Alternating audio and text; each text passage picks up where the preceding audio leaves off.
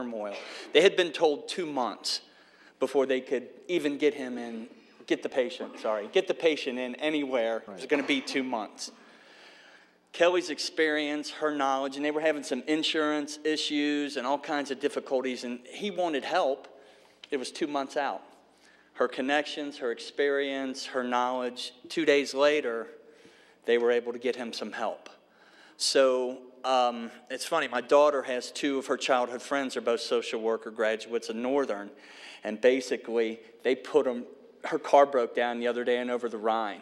So that connection with the public and the police and being out there, there's many social workers, like she said, you would go sign out for 6 patients, they didn't know where you were.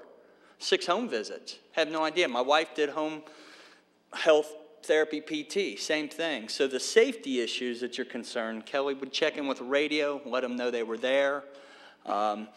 It's an awesome program. It combines the police, it combines the community paramedicine that I talked about forever and a day ago with our department. It really is a no-brainer. The chief has mentioned that key is finding that person. Mm-hmm. It's going to take somebody with experience, and you know, I'm sure they're out there. I know they're out there. So we were fortunate enough to ride with them. Obviously, 100% support the program. Do you have any other questions for me? Any other questions, discussion? I think, Matt, you were going to go over the timeline. if this is something yeah, we move forward with. Our plan was either tomorrow or the next day, we're going to do an internal posting per our policy to see if there's any applicants within the city. We have to do that for 7 days. 1st of December, we're going to post this out to the public through NKU. NKU and Kelly are both going to help us find the person that will fill this position, help us with the interviews, help us with the whole selection process. So we're going to allow all of December for the application to be out to receive applications. In the social worker world, this is kind of a coveted position, especially being so new and be able to get a variety of work. So it'll be, I think we'll receive many, many applications. I think Alexandria received 30, and is that 50? Well, I expect it to be more now with NKU's full support on this, and it's starting to get through the public, because I mean, I've already gotten phone calls this week about this position, people wanting it, and we haven't even done anything. Wow. So we are expecting to see a lot. NKU and Kelly have already agreed to take that 60, 70 apps that we get, narrow it down to a manageable number for interviews. They have all agreed to do interviews with us, which we were planning on doing beginning of, or mid-January, and then hopefully we'll have them hired by mid-March. And I would like to formally create the position at the next council meeting, I think would be appropriate. So if we could add that. One other thing, I think Sergeant Rice mentioned it when he was up here. Whoever we hire has to go through suitability screening, polygraph, background checks,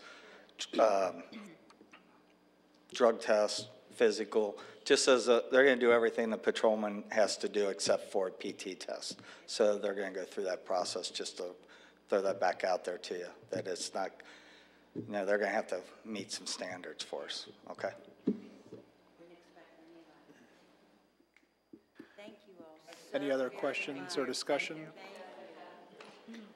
Randy, I mean, I know you seem to ask the most questions there. I mean, do you feel like this is something you support? It does. I mean, most of my dealing with social workers has been on the court side of things. And so that's why I was trying to distinguish from what this does versus that. And I just needed some clarity on that, which was very helpful. I appreciate that. Good. Okay. Good. Thank you. All right. Then we'll move on to the next item. Go ahead, Chief. Very excited. A lot going on here.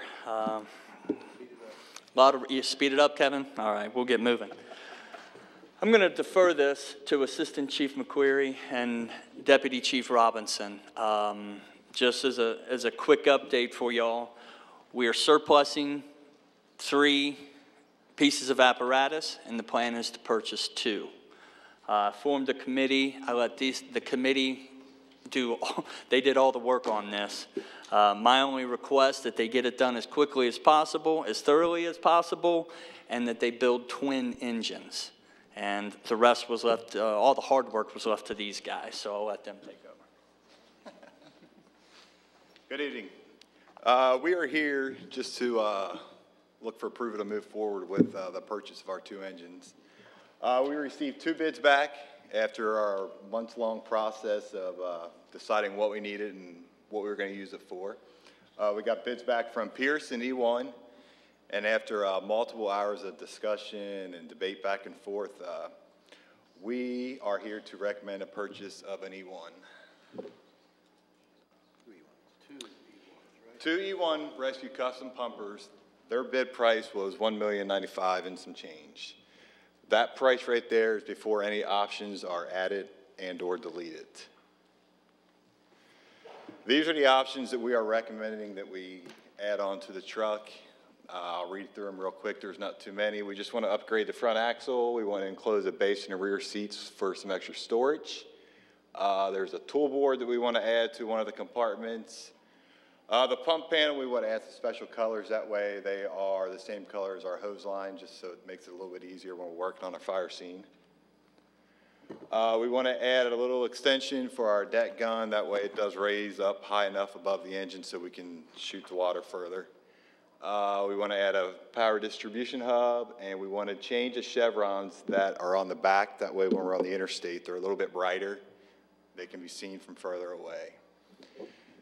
Those 7 options would add $4,060 to the cost. But here's the good news. We have some cost savings built into there that they also threw in there. If we change the compartment lights to these Hansen LED instead of Whelen, and we change the scene lights to this FireTech, we will save $6,770 per truck. So that offsets the options that we want to add.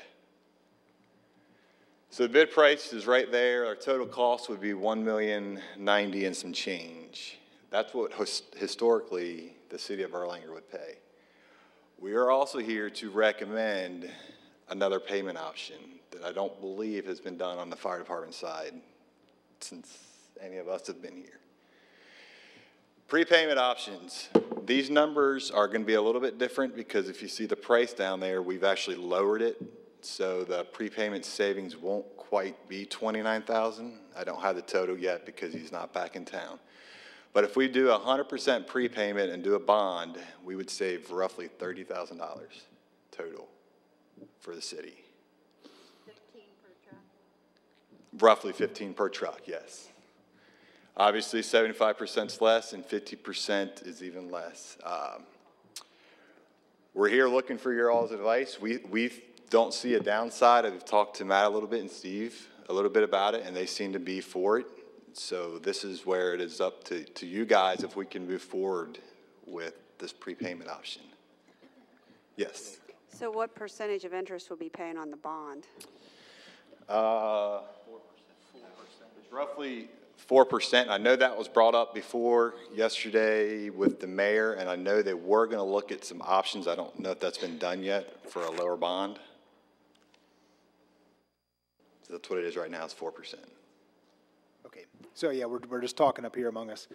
The bond would serve as an insurance policy for us, that if something were to happen to the company, if they were to go out of business in between the time of us handing them a check for $1 million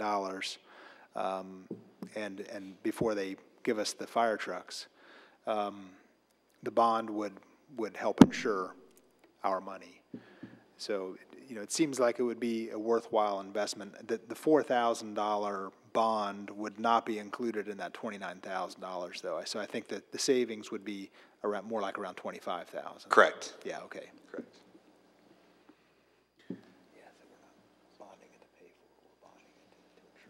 On that bond, on that 4,000 price, is that no matter which one of the prepays you do?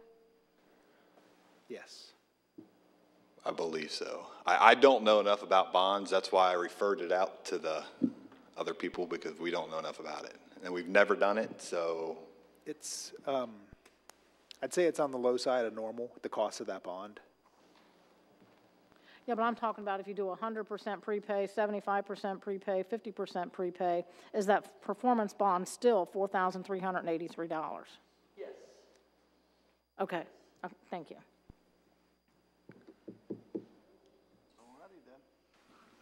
So, I'm sorry, go ahead. Go ahead. Procurement committee, so this went through the committee that we have that looks at the Correct. capital Yesterday, items? we met with them. Okay, and that, they approved this then? Correct. Okay. They did. Any other questions? Discussion? Something that I wanted to make mention of that we mentioned to the procurement committee yesterday. Sorry, Kevin. The city has a vehicle capital planning guide for large purchases. PD plans, works with us, Public Works works in this, and this is things that we do for these large capital purchases that we know are going to occur in the future, and it's a great thing. It's a wonderful thing that's in place. And 3 years ago is when we put these engines on there. And 3 years ago, we budgeted $1.1 million. So I just want to, let you know that the committee has done a wonderful job, and we're very fortunate to have what we need to do the job and come in at 3 years ago pricing. You can't buy a 2014 Ford Focus for what you're going to pay for a 17, but they were able to come in under that amount that was set 3 years ago. So that was something I wanted to make mention of as well. Correct delivery time, 330 days? Yes. Right, that's correct. I'd also like to give kudos to you because in the olden days, I have written specs for fire trucks. And I'm telling you what, it's a nightmare. It is a nightmare. Just a living, breathing nightmare. So kudos to you all for the job. Process. And the bigger process is trying to figure out between the two the differences and which one you show go with. Yeah. Because they all throw little stuff in there that isn't really what you meant. So are there any other, go ahead. Was E1 the low bid, or was that the one that had the things that you needed? E1 was slightly more expensive, but they met almost everything. And if anybody does want to see it, I have a copy where we compared Okay. each one back and forth. They met your specs then? Correct. Okay. Correct. I just didn't want to print out 6 more pages and hand it out to everybody, so. We appreciate that. Yeah, so, and if I remember correct, just to give people an overview, the cost difference, I think, was in the $12,000 to $13,000 range, is that right? Yes. Yeah, and for two. Yeah, it's not much at all. It wasn't, they were very close, and this one met specs, the other one. When we compared them, originally when I met back with the committee, I didn't even tell them the prices because they were too close. I didn't want the cost to be involved in making the decision. So. If that's it, I just have one more minor thing to add. Okay. As a reminder, we are surplusing the 3 units, and we're not exactly sure how much we're going to get out of those. But once those are gone, that money originally was earmarked, according to Mark, so that way when that money came back in, we could purchase new equipment for this apparatus. And right now, we are currently adding our lists and prioritizing it to come up with the definitive cost of what that'll be, because we don't have any idea what we're going to get for these trucks. I don't imagine it being a ton. But right now, preliminary, we're already at roughly $60,000 to outfit these trucks. So just want to give everybody a heads up. But hopefully, the truck surplusing can cover it. That's our goal. And then once we figure that out, we'll prioritize it and see where we're at. Thank you. Thank you. Thank you. Yeah, I guess that would be the goal, would be to make sure that, or to hope that we can cover the additional outfitting with the surplus cost. Yeah, and I think these 2 new engines aren't going to get everything new. I mean, we're carrying over as much as we can from the equipment that's currently in place. But it does when you're outfitting a new rig and to right now we have 2 different be almost identical setups, so there's going to be some cost involved in that. But we can't estimate what these are going to auction on a government site, so it's really hard to predict. But we're hopeful that we can cover the cost of that equipment. Thank you. Great job. Thrilled. Thank you. Thank you for that. Next is the powered cot fastening system. And Rhonda is here. One more thing. Sorry, Kevin. The assistance to firefighter grants that are done on a federal basis were released this year, and Kentucky may have finished in last place. the state was really disregarded on a lot of funds, and we had applied for a grant for these. Not knowing, again, whether we would get that grant, we went ahead and budgeted this too. So that you know, this purchase here has been planned for. We sat down, we budgeted for it. We were not fortunate enough to get the grant.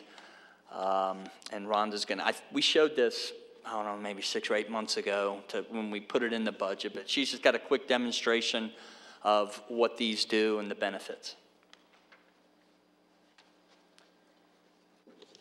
About 4 years ago, we purchased the power cots, the Stryker power cots, with the intention of hopefully being able to get a grant for the power load system. Unfortunately, as Chief said, we have not been successful in doing that. So all over northern Kentucky, you see these power load systems.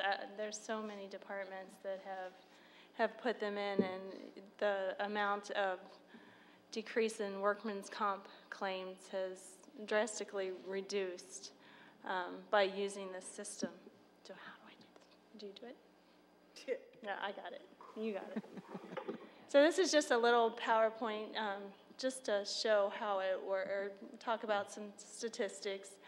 I think we have been very lucky looking at these statistics. So 69% of the U.S. adult population is overweight. We are seeing an increase in the size of our patients, which makes lifting them quite a strain on EMS providers. It says the average age of an EMS worker is 40. I don't know about that. 1/4 of EMS workers will suffer career-ending back injury within the first 4 years of their service. So I think we've been pretty lucky because, fortunately, I must bounce because I haven't gotten hurt or been off on it. Workman's comp. I'm in an office now. You know, the chances of getting hurt are much higher, I think. 70% of back injuries for EMTs and paramedics are caused by lifting. If, you know, one injury can cost $70,000+ for one injury. This is the PowerPro cot that we have. There's been over 40,000 sold. We really like ours. However, we would like it better if we didn't. It's heavier than our manual cot that we still have in 65, our backup ambulance. But with the lift system, it takes a lot of workload off. This is the cot fastening system that we are purchasing. There's been 8,000 sold so far. It loads the cot with the patient on it. It's like pushing in a file cabinet, as you'll see. You all have seen the video before, so it's pretty interesting. It reduces the chances of dropping the cot with a patient on it. And I will tell you a story. It's been about a year ago that I got a call from Villa Springs asking what happened to the patient that they sent out with our squad. She came back with a fracture of her wrist, facial injuries, and all these injuries, and she was fine when she left their facility. I'm like, I am sure that I would have heard of this if this was our EMS crew. So I'm scrambling, looking through CAD to see what run it was, and it turns out it was not. It was our run in our city, but Point Pleasant made the run, and they had a little accident with their patient. So it does happen. It's happened. I've seen it happen in other cities when we were tiered, where the cot is tipped over or it's dropped out of the squad as you're trying to get it out. So this will definitely reduce the risk of that problem. It also meets U.S. and European, Australian crash test standards. It's a more secure system than the antler system that's in there right now. There's just metal antlers holding the cot in with a bracket. This is a much more secure system. And Stryker guarantees that we'll see a 50% reduction in cot related injuries pertaining to raising and lowering cots, and at least a 50% reduction in cot and fastener-related injuries pertaining to loading and unloading after 1 full year from installation date. If not, then they'll refund us the whole thing. Fortunately, we've been very lucky, so I don't see this being a problem for them and us not being satisfied. And here's the video. This is just to remind you,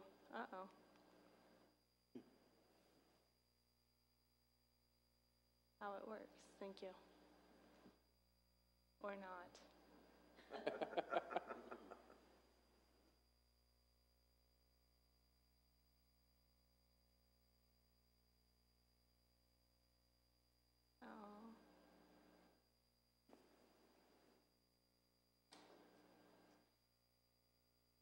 Well, I don't think you're going to be able to enjoy the video. Right. It was actually a video of me loading Mike, the IT guy, into the back of the ambulance.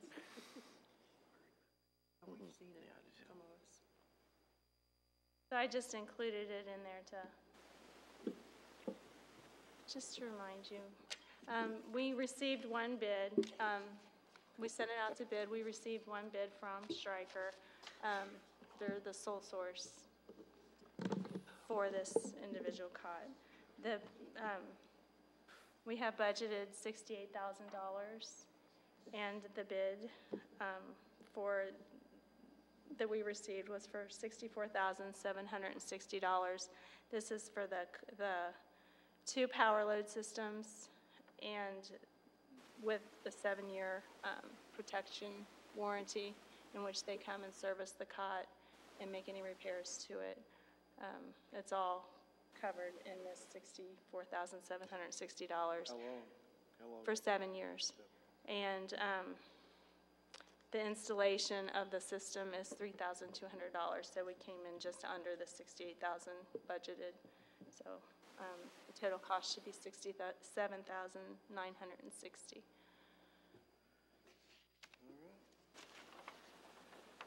Go ahead, Tom. So the 3,000 install, will they also say we go for a new ambulance in 3 years? Will they, same cost to uninstall and reinstall? They won't need to uninstall and reinstall.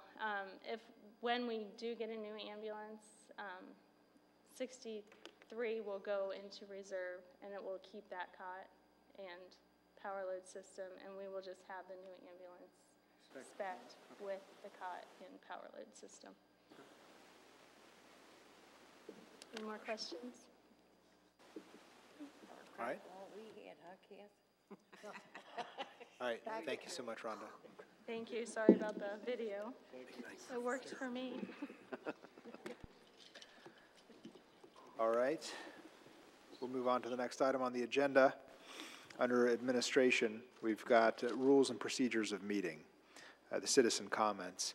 This is something that was brought up to me after the last meeting, something I had thought about for a while and then kind of got put on the back burner. Right now, we let the citizens address council getting close to the end of the meeting, just before we get into legislation. And we had a great example at the November meeting. Mr. Quinn from Public Works wanted to take a moment just to thank our first responders, fire EMS, for their response. And, you know, he may have been here for the whole meeting, regardless, but he's a good example of, you know, there are times when we have people up here who they come out, they wait through the whole meeting just for that opportunity to say something like that at the end. Sometimes people have things that they're not real happy to talk about as well.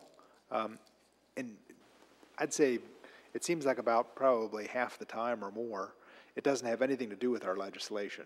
You know, it's other items and other issues. I would love to be able to pull that up to the time right after the mayor's report.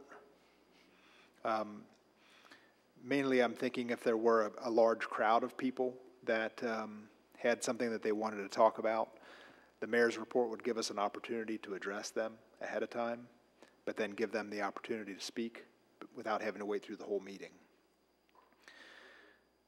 We could also let people speak again at the end of the meeting before legislation if there still was something that they had questions about. I'm sorry, Renee, did I steal your thunder there? No, it wasn't my thunder.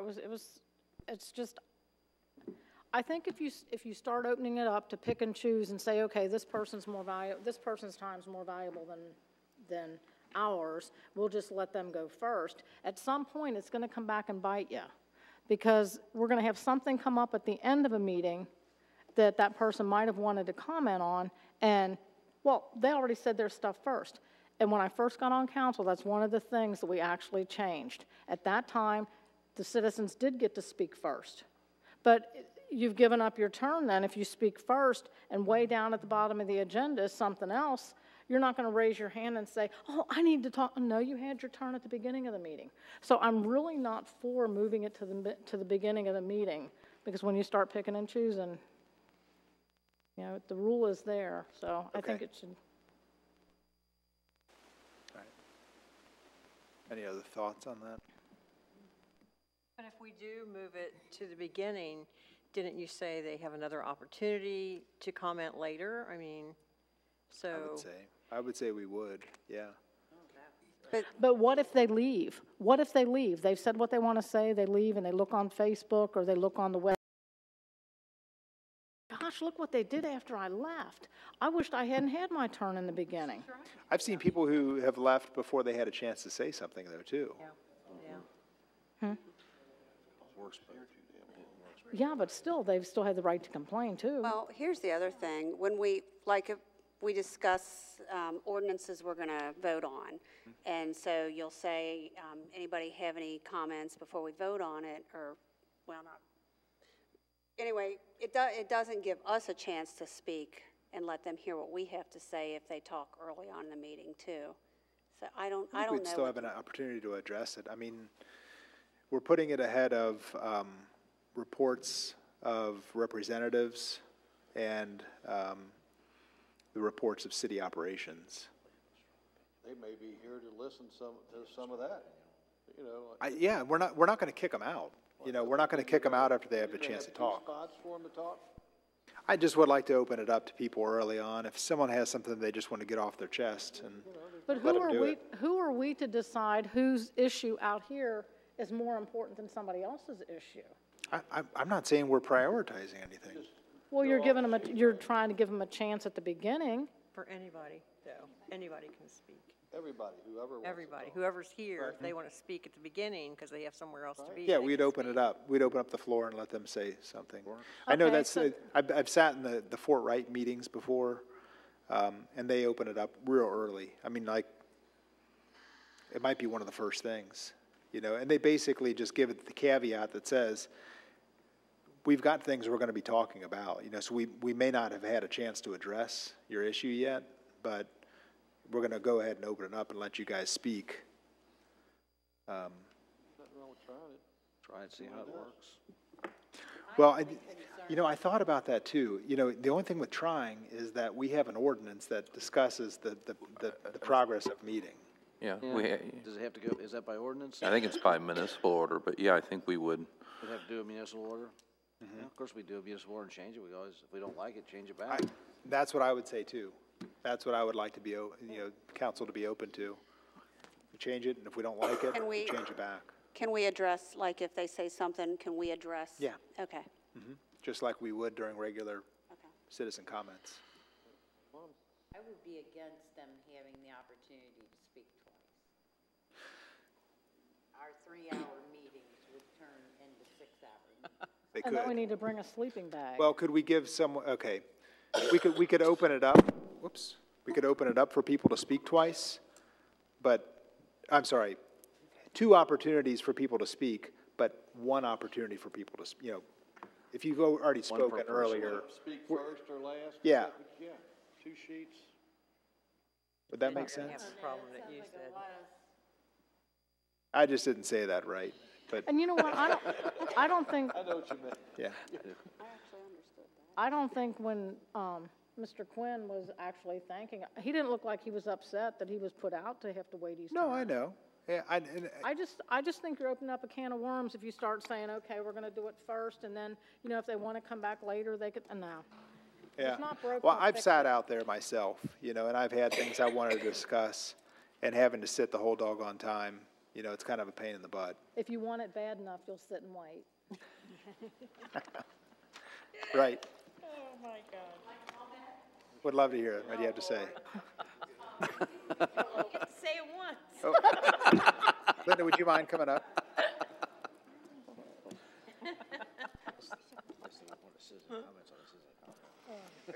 What a group. We're all First of all, I appreciate the fact that when I have a comment during committee meetings or someplace, sometime I raise my hand, you let me speak. I think that's good. I think it's one reason council is here, is to, you're serving to serve the people, not the departments in the city. So I think it's good you do that. There was a meeting, I believe it was in March, and I can't recall the year right now, where there were a lot of people here for a particular issue, and you actually did move all the comments up to earlier in the meeting. So before you need to change the municipal ordinance, you could actually do that, because you did it then. So you can actually have the option of doing that right now, to move the comment up, so you could try that without changing any municipal order, and just do it that way. Yeah, you can absolutely do it to just move an agenda item. We would do it every meeting though, right? Yeah. I mean, you already kind of have it built in, where approval of agenda, no, somebody's going to make a motion to move public comments to the beginning. We could always do that if it's gonna be, we know it's gonna be a long meeting. They're all long. Well, that's true. Yeah, the other thing is too that, I mean, I agree. I mean, some people are coming to speak about things that are not going to be part of the meeting. It's nice that they can. It shows respect to the citizens of the city to not make them sit and wait for them to be able to come up and speak about something. And I think that shows respect to the citizens who you were all serving. And also, there are people who want to speak, or at the end, after things have been discussed. So I do think there is a place for 2 times for people to comment. Not necessarily that someone gets to speak twice, but on the same thing, but I think it is a place for both. Yeah. And you're all here to serve the people, not just the departments. You're only here because we're all here, so it just shows respect to the people to give them that option. Because a lot of people have left and they don't comment because it goes so long. So I do think it makes sense to have both. I mean, maybe we could formally put it on the agenda right after the mayor's report, and then, I don't know, could we informally open it up after old business and say, is there any other public comments? Sure, people that didn't get a chance to say something? So would they be commenting on our ordinance legislation at the very beginning? Is that what you're proposing, if you would do it? Yeah, if somebody after had old something that they business? wanted to speak against or speak for, they would do that then. Okay.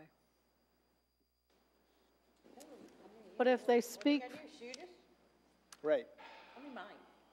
but if they speak first, and then something else comes up that's totally different later on in the meeting that they would have liked to have talked about, can they reopen it up on a new idea? I just, Or if they're going to make comments, don't they generally know before they come here what they're going to talk about? There's an agenda posted, so I would think, and correct me if I'm wrong, but I would think they would come here with the purpose of talking about a certain item. So I don't see that as an issue, but I could be wrong. when I started coming to council, before I actually ran for council, when I signed my name in and it said, what do you want to talk about? I signed in just in case y'all do something stupid that I want to talk about. Just in case. And people still do it at almost every meeting. Just in case. Yeah, there's some people that don't talk, yeah.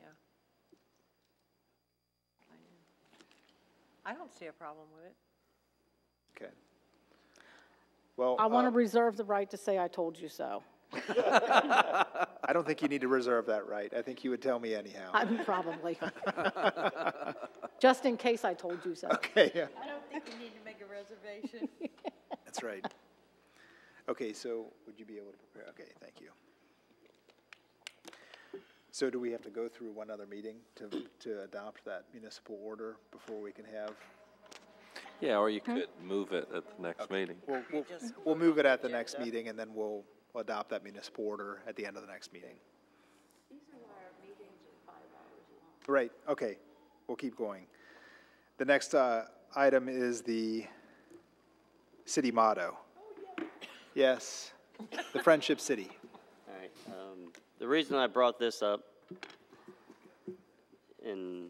is the flag, where Public Works has designed a new flag with the new logo, and one of the things that were not on there was the Friendship City.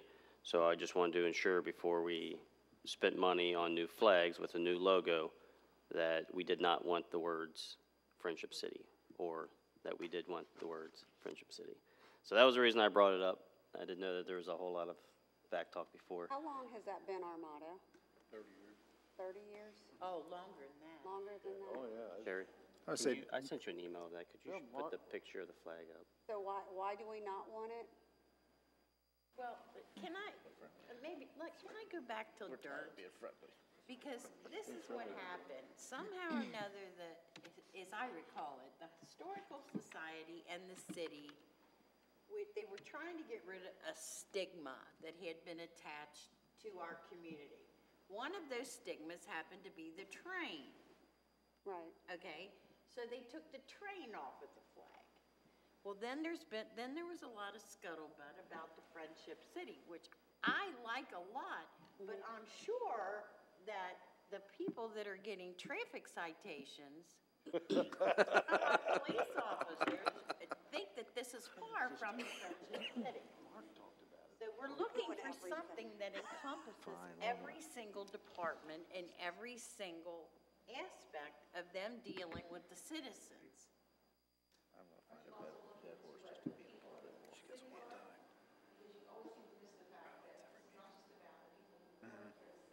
No, you're missing my whole point.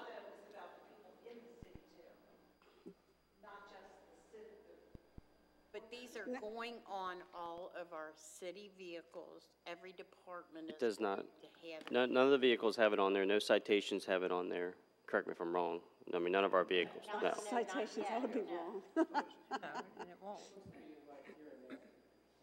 Yeah. And I've heard the argument that people say you're not very friendly because you give me citations, and I think that's extremely rare. I mean, And they're going to say something else. I've never heard that in 12 years.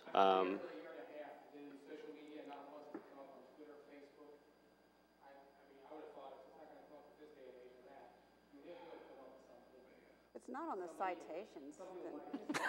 It's not on anything other than possibly our flag, which is the reason I brought this up.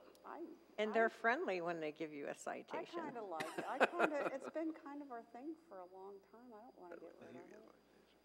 Well, so were the trains. I'm just trying to give everybody some background The about historical. what. Right, no, that makes sense. but Yeah. I want to keep it. The only time I ever heard it was, there was this lady that I worked with, and of course she complained about everything, but she said that in her neighborhood, the people were not friendly, so why would we call this the Friendship City? Like, But that's 1 out of 19,000. yeah, right, that's what I'm saying, really. you know, she was somebody that complained all the I think time. she answered her own question. There you go. Right. And I will comment that we've gotten a lot of letters from a lot of people from out of town that we have assisted that said that you are Yeah. living your motto of the Friendship Oh, that's City, nice. which is really nice. Right. So, Does anybody know, is it pronounced Creco Graves? Creco. yes. Graves, He was a Creco. council member. Sure. And a huge Erlanger Lions. Someone had attributed that His daughter. phrase to him. His daughter, I believe her name is Graves, if I'm not mistaken. lives Yes. on Lives Hallam over on Avenue. Hallam Avenue. Yeah. Yeah. So when he was on council, would that have been, was that like the 60s? Oh, no. Well, no. I don't remember. Well, I was around when Creco was around, Oh, okay. so. You were around when Abraham. What do you mean? Then it was just like 2010, I'm just right? messing with you. I came to Erlanger in '68, but I didn't join the squad until '80. So I would say it was in the late '70s or '80s. So we've held that name for somewhere around there, okay. Would be my. We'll be here till 10. Jim, do you remember? Wouldn't the Historical Society? Crico was actually on council in the late 70s. Okay, yeah. Okay. So I guess when it comes to the flag, do we want to just do a quick straw poll and see what people's, their opinions are, adding it to the flag or removing it from the flags? That's kind of where I'm going at. Keep or Okay, so those in favor of putting the Friendship City on our new flags, raise your hand. 1, 2, 3, 4, 5, 6, Come on. 7, 8. I'll be friendly. We've got 8, Join the 8, crowd. 9 in favor. Okay, thank you. All right, so it'll say. I didn't even need to vote. All right. Y'all going to vote for it. So would that be in the place of Kentucky? Is that what you're thinking? City of Erlanger and then Friendship City? I'll let Public Works redesign it and submit another plan. We'll take care of it. Sounds great. Thank you. Thank you for following up on that. All right, next item, under Finance and Building Development, other small business incentives. Okay, well, this has got my name on it. I sent an email out earlier after the meeting with Triad and Pat Wingo that included what some of the other cities are doing. We're getting a little long tonight. This could be we could talk about this for a long time as well, because the reality of this is that incentives for small businesses, incentives for homeowners or home buyers, the only limit is our creativity. Okay, so just about anything is possible with that. And, unless, I'm thinking at this point that we talk more about it as time goes on. Maybe we put it a little bit earlier in the meeting agenda so we can discuss it a little bit. I think we're all getting a little bit worn out this evening. So, but the main idea that I guess I would like people to think about would be this. For a small business to want to locate in Erlanger or to stay in Erlanger, what kind of things could we offer? What kind of incentives could we give? Whether it be property tax rebate or a tangible tax rebate for large purchases. We've got the payroll tax incentives. Do we offer that down on a smaller level for smaller businesses? I think Mr. Blankenship's in a great position to be able, as a homeowner and a business owner. We've got other business owners here on council to think about the kind of things. What would interest you? What would get your attention? What would make you consider Erlanger over someone else? I think you ought to poll the businesses that have been here, the small businesses. Ask them why they stay and why they're not going elsewhere. I think you probably get a lot of input from them.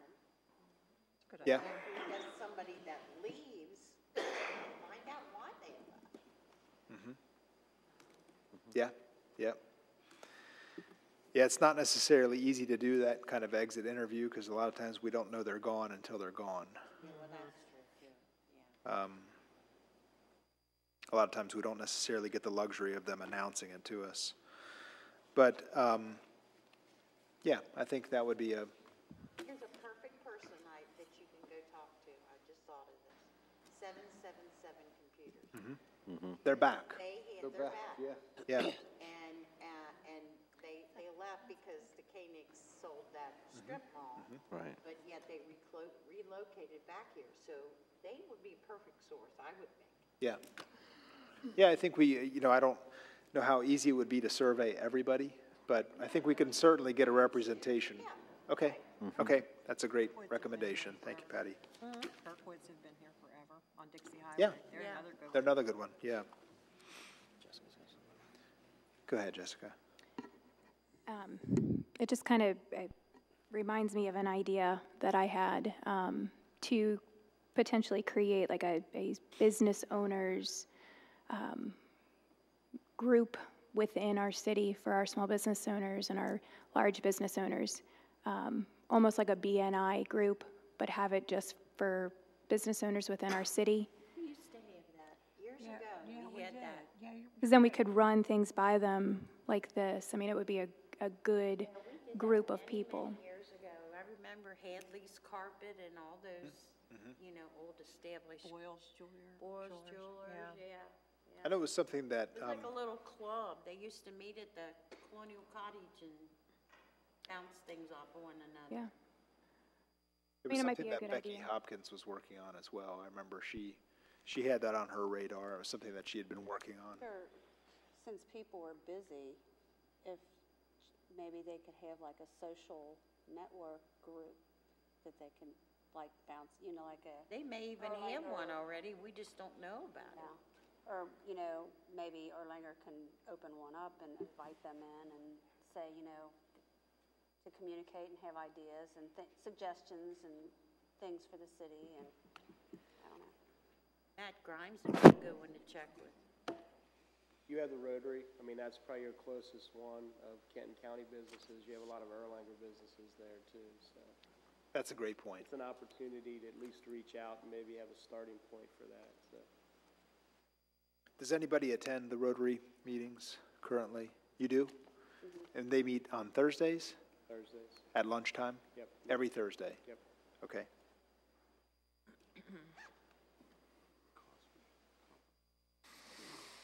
Okay, that's a great idea.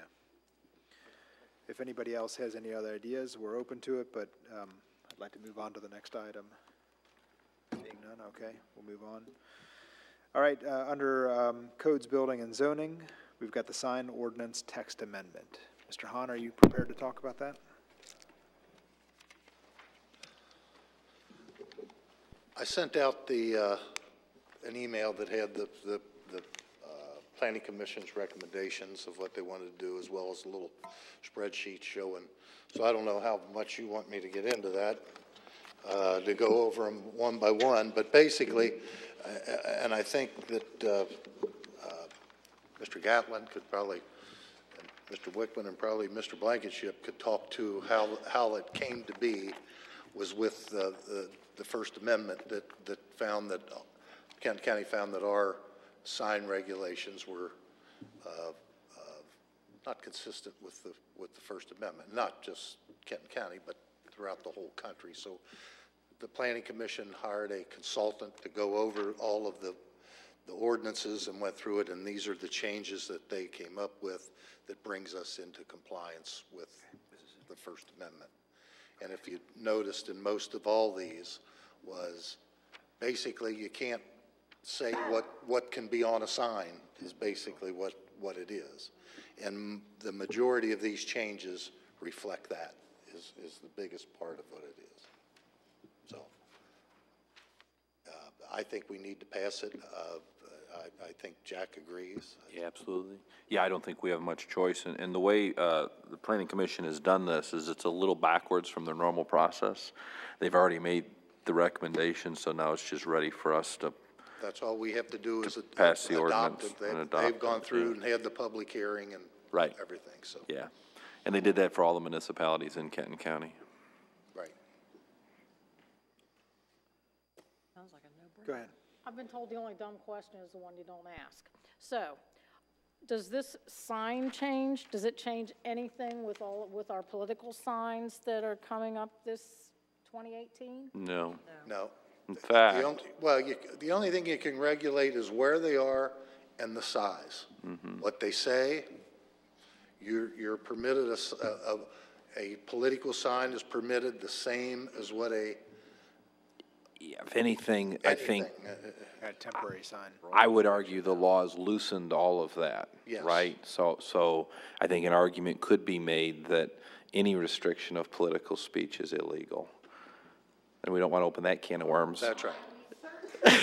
But I think theoretically, Yeah. but this ordinance doesn't, I mean, there's no limitation being put on any kind of political signs at all. Really what it's done is it's just taken it's made all of the zoning restrictions content neutral. So as a hypothetical, and I'm not saying Erlanger had this, you could not have a different set of restrictions for a church as you would a realtor, as you would a dry cleaner. Right. It's content neutral. Yeah. I mean, that's a very, very, very thumbnail sketch of what the change is. Miss Summey just came out with some regulations about our signs. Oh, yeah, So, big time. and I mean, those you have to be careful because you've got rules in Erlanger and you've got rules in, I believe it's the county that you Yeah, have to read- obey. Read the fine print on that. And you better have page 4 by candidate. The first time I ran, I was lucky enough to have a gentleman do my signs that told me that, because I would not have known that, and I would have been in big trouble, so. Yeah, so I mean, campaign finance and has a different set of rules than anything the city, those aren't city issues. Those would all be Secretary of State campaign finance issues. Yeah. She has a few new things in there, I think, Yeah. about how you put your name on your sign. Yeah. Even in the registration. All right, it sounds like we're in favor of the new sign ordinance So, Yep, we'll do it. yep. created for the next meeting. You got an email today. Are there any other items to discuss this evening? Yeah. All right, seeing none, I'll ask for a motion that we adjourn. Motion by Mr. Blankenship, second by Mrs. Kyle. Any discussion? All in favor, say aye. Aye. Opposed? Motion carried. It's in your registration, because years ago, they told me to do something and it got me in trouble. Was this all